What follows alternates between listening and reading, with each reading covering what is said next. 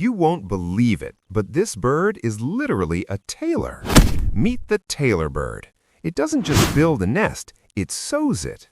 First, it uses its needle-sharp beak to punch perfect holes along the edges of a living leaf.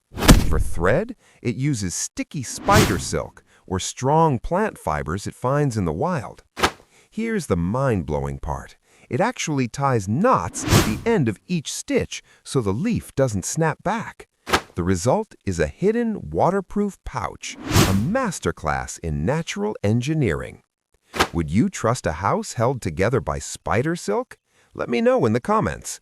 Subscribe to Daifactsly for more mind-bending nature facts.